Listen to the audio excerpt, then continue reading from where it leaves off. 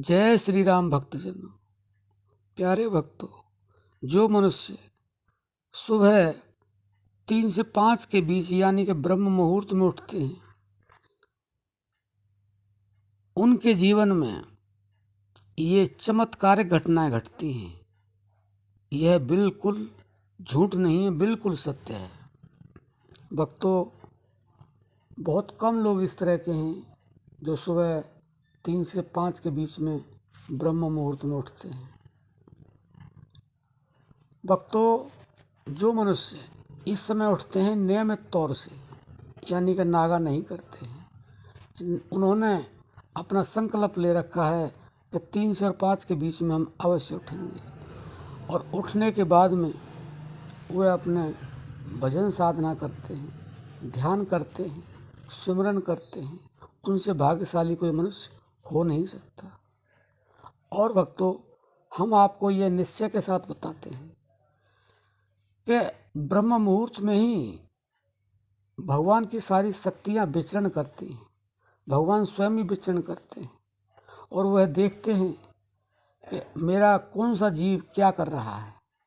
और जो ब्रह्म मुहूर्त में अपनी शक्ति का पूर्ण प्रयोग करते हैं, यानी कि भजन ध्यान स्मरण करते हैं, उनको परमात्मा वह देते हैं जिनकी उन्होंने कल्पना भी नहीं की होती है, लेकिन वो अनभिज्ञ रह जाते हैं। जो सुलझे हुए साधक होते हैं वह समझ लेते हैं, लेकिन जो साधक सुलझे हुए नहीं हैं, उलझे हुए हैं, साधक भी उलझे हुए भी होते हैं और सुलझे भी होते हैं। जो उलझे हुए रहते हैं यानी कि वो माया में भी दौड़ते हैं और भगवान की धार्मिकता में भजन ध्यान सुमरन में भी दौड़ते हैं, लेकिन उनकी जो तीव्रता होती है समाज में, परिवार में माया के साथ जो ज़्यादा परसेंटेज में लिपटे रहते हैं वे उलझे हुए रहते हैं, और जिनकी परसेंटेज भजन ध्यान सुमरन में रहती है वे सुलझे हुए होते हैं। जो सुलझे हुए मनुष्य होते हैं वह प्राप्त कर लेते हैं जो उनकी कल्पना से परे होता है। भक्तों, हमारे संतों ने नहीं, हमारे बुजुर्गों ने भी, पहले हमारे बुजुर्ग लोग क्या करते थे, पहले वह सुबह 3 बजे उठते थे, अपना भजन ध्यान जैसा जानते हैं वह करते थे। उसके बाद में हल लेकर के खेत में जाते, जुताई करते, अपना जो भी कार्य करना होता तो वो कार्य करते थे, और उसके बाद में फिर अपने सारे कार्य वो अपने गृहस्थी के करते थे। लेकिन सुबह वो उठते जरूर थे, केवल सुबह उठने मात्र से ही उन्हें कोई परेशानी नहीं होती थी, उन्हें कोई दुख होता था तो विचलित नहीं होते थे। उनके अंदर आपस में बड़ा प्रेम हुआ करता था, एक दूसरे के प्रेम में वो पागल रहते थे। लेकिन आजकल ऐसा नहीं है। आजकल भक्तों, गाँव में भी ऐसा नहीं है। आजकल के जो बच्चे हैं वह 10 बजे, 9 10 बजे उठते हैं सो करके, क्योंकि हल तो चलाना नहीं है, कहीं जाना है नहीं, खेती ट्रैक्टर से होती है, पशु होते नहीं हैं, और होते हैं तो उन पशुओं के लिए भी जल्दी की ज़रूरत नहीं, क्योंकि उठने वाले जब देर से उठेंगे तो दूध जल्दी से कौन लेगा। पशु दूध वाले होते हैं, गाय भैंस होती हैं, उनको रखने वाले, उनके दूध निकालने वाले वो थोड़ा सा जल्दी उठ जाते हैं। वो भी ब्रह्म मुहूर्त में नहीं उठते हैं, वो भी 5 बजे के बाद जब दिन निकलने वाला है तब उठते हैं। तो आजकल भक्तों, यह ब्रह्म मुहूर्त की जो बेला है उसे बहुत कम लोग ले पाते हैं। वैसे तो गांव में भी जगते हैं, शहर में भी जगते हैं, लेकिन बहुत कम लोग होते हैं। लेकिन जो जगते हैं वास्तव में उनको पूरा आनंद मिलता है। और जो व्यक्ति इस तरह के होते हैं जो जिन्होंने नियम ले रखा है, चाहे कुछ भी हो जाए, हमने ब्रह्म मुहूर्त में ही उठना है और भजन ध्यान सुमरन करना है, उनका जीवन तो अभी भी सुखी है, और जो पारलौकिक है वह भी सुखी में होगा ही। क्योंकि उस समय सकारात्मक शक्ति होती है, पॉजिटिव शक्ति होती है, नेगेटिविटी तो होती ही नहीं है, नकारात्मक तो होती नहीं है। ये नेचुरल है, ये प्राकृतिक है। 24 घंटे का सबसे महत्वपूर्ण समय है।